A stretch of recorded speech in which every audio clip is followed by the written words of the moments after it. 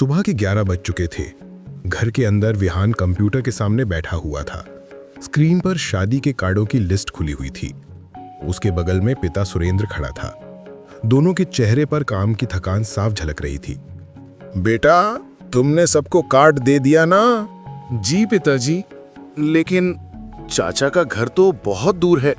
क्या उनको टेलीफोन करके बता नहीं सकते? आजकल सब फोन से ही बताने लगे हैं। नहीं बेटा, ये हमारे घर की पहली शादी है और हमारे यहाँ का रिवाज है, शादी का कार्ड अपने हाथों से घर जाके देना चाहिए। यही हमारी परंपरा है और यही अपनापन दिखाता है। ठीक है पिताजी, लेकिन वहां पहुंचने में देर होगी। रास्ता भी तो जंगल के बीच से जाता है। सुना है रात को वो रास्ता ठीक नहीं रहता। हाँ, वो रास्ता थोड़ा सुनसान है, लेकिन अगर तुझे देर हो जाए तो तू आज लौटना मत, वहीं ठहर जाना, सुबह निकलना। अरे पिताजी, मैं इतना छोटा नहीं हूं अब। रास्ता तो मुझे याद है, और वैसे भी अब सड़क पर बसें भी चलती हैं। बसें चलती हैं, लेकिन बेटा रात को वो सड़क शांत रहती है, बहुत शांत। कई बार लोग कहते हैं वहां के मोड़ पर कुछ अजीब सी चीजें दिखती हैं। अरे पिताजी, ये सब गांव की बातें हैं। आप भी ना कोई भी पुरानी कहानी सुन लेते हैं। कहानी नहीं बेटा, ये जगह कुछ अलग है। वहां तेरे दादा के जमाने से कुछ किस्से चलते आ रहे हैं। आप चिंता मत कीजिए, मैं कार्ड देकर आज ही लौट आऊंगा। ठीक है बेटा, जा, लेकिन वादा कर, अगर रात घेर आए तो रुक जाएगा। ठीक है पिताजी, वादा रहा। आपने जैसा बोला वैसा ही होगा। अच्छे से जाना बेटा, रास्ता लंबा है और दोपहर में धूप भी तेज होगी।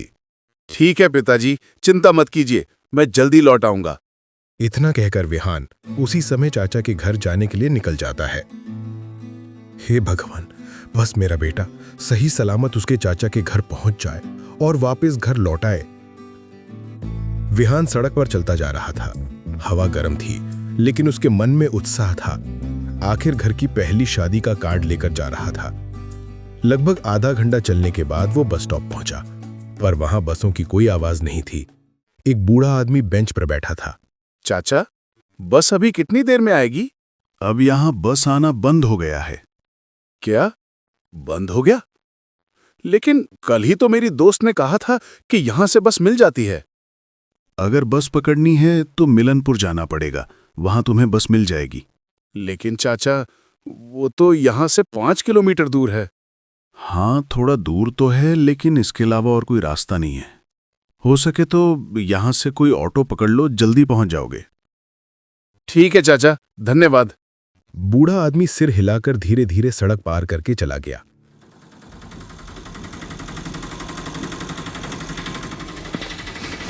भाई साहब सुने, कहाँ जाना है? नया गांव बस स्टॉप। 20 रुपए लगेंगे। 20 रुपए? लेकिन नया गांव का किराया तो 10 रुपए है ना?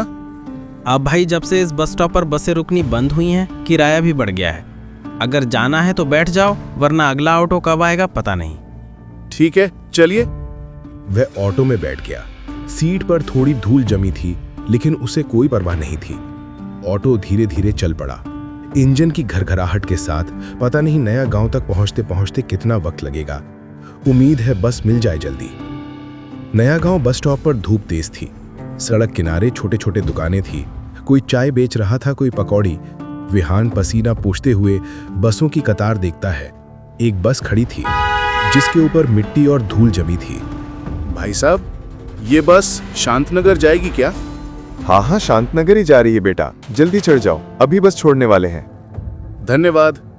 वह बस में चढ़ गया और खिड़की के पास वाली सीट पर बैठ गया। बस में गांव की मिट्टी की खुशबू थी और गानों की हल्की आवाज बज रही थी। चलते चलते मेरे ये गीत याद रखना। करीब 4 घंटे बाद बस शांतनगर पहुंची। जैसे ही बस रुकी, विहान उतरा और चारों ओर नजर घुमाई। वही पुराना गांव, वही मिट्टी का रास्ता, वही पीपल का पेड़ जिसके नीचे बचपन में वह खेला करता था। घर के दरवाजे पर चाचा, दादी और दादा खड़े थे। चाचा ने जैसे ही विहान को देखा, उसके चेहरे पर मुस्कान फैल गई। अरे विहान, तू आ गया। हाय रे मेरे लाल, कितने सालों बाद आया है तू। आओ बेटा, आओ। घर में कदम रखते ही घर रोशन हो गया। सब ठीक है ना दादी? अब ठीक है बेटा, तू आ गया, बस अब सब अच्छा है। फिर उसने बैग से शादी का कार्ड निकाला और बोला, पिताजी ने भेजा है, मेरी बहन की शादी का निमंत्रण है। वाह, भगवान शादी मंगलमय करें। कुछ देर तक सब बातें करते रहे। बिहान उठने लगा तो दादी बोली, अरे अभी जा रहा है तू? कितने सालों बाद आया है, कम से कम एक दिन रुक जा ना बेटा। दादी, मन तो है रुकने का, लेकिन घर में बहुत काम है। पिताजी अकेले हैं, आज ही लौटना पड़ेगा। ठीक है बेटा, अगर जाना ही है तो जाओ, पर दोपहर का खाना खाकर ही जाना। खाली पेट कोई रास्ता नहीं काटता। ठीक है दादी, खाना खाकर जाऊंगा। दोपहर के समय विहान दादा के साथ चौकी पर बैठकर गांव का देसी खाना खा रहा था। दाल, चावल, बैंगन का भरता और ऊपर से दादी का बनाया घी का पराठा। हारे, दोने वाले खा ले, तेरी पसंद का भुना बैंगन बनाया है। हर निवाले में बचपन की यादें ताजा हो रही थी। खाने के बाद वो खटिया पर जाकर टहलने लगा।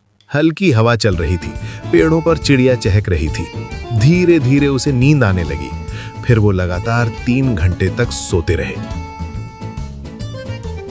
जब नींद खुली तो घड़ी में 4 बज चुके थे। अरे 4 बज गए, मुझे तो अब निकलना होगा। दादा, दादी, मुझे अब चलना होगा। बेटा, शाम ढलने वाली है, अभी निकलोगे तो अंधेरा रास्ते में पड़ जाएगा। ठीक है बेटा, लेकिन भगवान का नाम लेकर निकलना। दादी, चिंता मत करो, रास्ता मुझे याद है, मैं जल्दी पहुंच जाऊंगा। विहान ने बैग उठाया और घर से बाहर निकल पड़ा। सूरज अब पश्चिम की ओर छुप चुका था। आसमान में हल्की नारंगी रोशनी फैल रही थी। सड़क पर उसके कदमों की आवाज गूंज रही थी और मन में बस यही विचार था, पिताजी इंतजार कर रहे होंगे, बस जल्दी पहुंच जाऊं। लेकिन उसे ये नहीं पता था कि वापसी का रास्ता वैसा नहीं रहने वाला था जैसा सुबह था।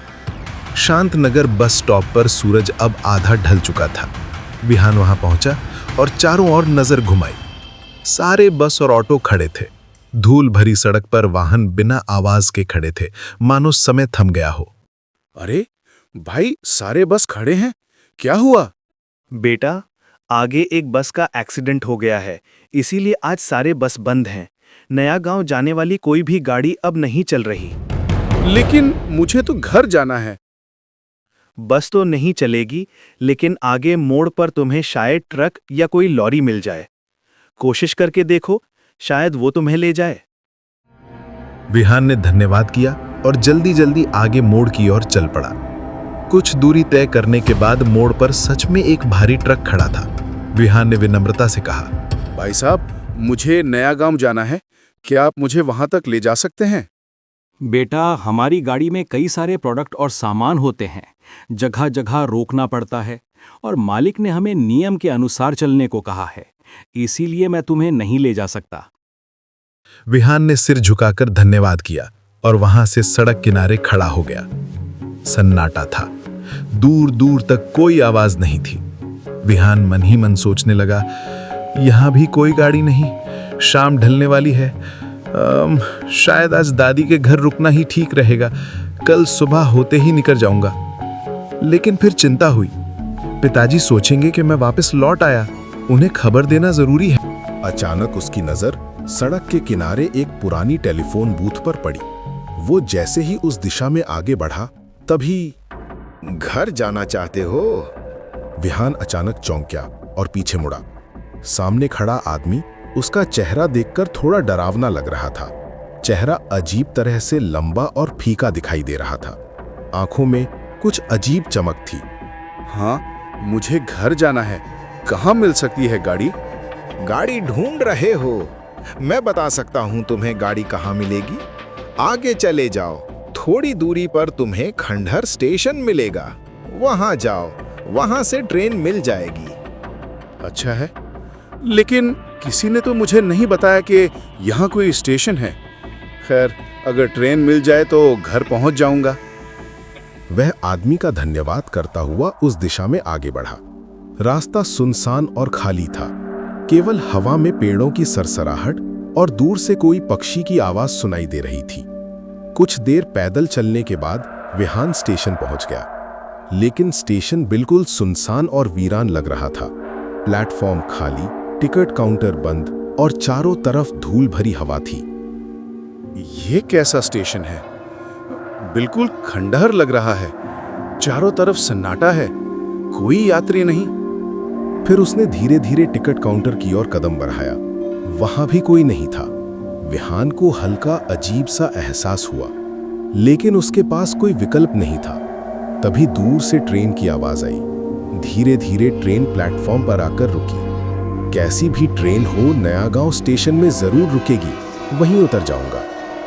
वो तेजी से ट्रेन में चढ़ गया, लेकिन ट्रेन में चढ़ते ही वह अजीब नजारा देखकर ठिठक गया।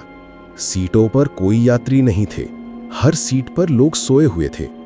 लेकिन अजीब बात यह थी कि उनके शरीर पूरी तरह से गहरे रंग के कंबल से ढके हुए थे। आवाजें नहीं थीं, केवल ट्रेन की हल्की आंख सुनाई दे रही थी। ये तो अजीब है। कहीं ये सब लोग सच में सो रहे हैं या कुछ और? उसके दिल की धड़कन तेज हो गई। उसने खिड़की से बाहर देखा। प्लेटफॉर्म धीरे धीरे पीछे हट रहा था और चारों ओर सन्नाटा और अंधेरा फैलता जा रहा था। मुझे जल्दी से जल्दी नयागांव स्टेशन पहुंचकर घर जाना होगा। पर यह ट्रेन कुछ तो अजीब है। ट्रेन में सन्नाटा था, लेकिन विहान का दिल जोर जोर से धड़क रहा था। हिम्मत करके उसने एक सोए हुए यात्री के शरीर से गहरे रंग का कंबल हटाया। तभी उसकी आंखें खुली और वह अचानक बैठ गया। ये कौन सी जगह है? मैं कहाँ हूँ? तुम लोग कौन हो और कहाँ जा रहे हो? तुम कहाँ जा रहे हो? हम सब पिछले 20 सालों से इस ट्रेन पर सफर कर रहे हैं और सफर कभी खत्म नहीं होता। तुम्हारा ये यात्रा कभी खत्म नहीं होगा। जरा पीछे मुड़कर देखो। विहान की गर्दन पर ठंडक दौड़ गई और वह पीछे हट गया। विहान पूरी तरह घबरा गया। मन ही मन बोला, क्या करूं? ये सब सच में हो रहा है? विहान ने धीरे धीरे पीछे मुड़कर देखा। उसकी आंखें फैल गईं। ट्रेन की हर सीट पर खड़े यात्री मृत या सोते नहीं, सभी उसकी ओर घूर रहे थे। विहान का दिल धड़कना बंद सा हो गया और अचानक उसने ट्रेन से कूदने का साहस किया। वह नदी में गिर गया। पानी ठंडा और गहरा था। रात में पास के किनारे कुछ मछुआरे नाव में मछली पकड़ रहे थे। अरे, किसी आदमी की आवाज आई। ऐसा लगा जैसे ट्रेन से कोई गिरा हो। अगले दिन सूरज निकलते ही जब विहान ने आंखें खोली तो वह उसी मछुआरे के घर पर था। उसने सारे घटनाक्रम खुलकर बताया। विहान आज जिंदा है, लेकिन उस स्टेशन की ट्रेन शायद कभी किसी का सफर खत्म भी नहीं होने वाली है। ये स्टेशन अभी भी श्रापित है। वहां कोई ट्रेन रुकती ही नहीं। बहुत साल पहले एक हादसा हुआ था, तब से ये स्टेशन बंद है। और हाँ, लोग कहते हैं कि रात में जो ट्रेन रुकती है उसमें सफर करने वाले कभी घर नहीं लौट पाते। कहानी यही संदेश छोड़ती है कि कभी कभी पुराने हादसों और श्रापित जगहों से बचना ही सबसे सुरक्षित होता है। नयागांव का रास्ता विहान ने तो पूरा किया, लेकिन उसकी याद में खंडहर स्टेशन और ट्रेन हमेशा जिंदा रहेगा।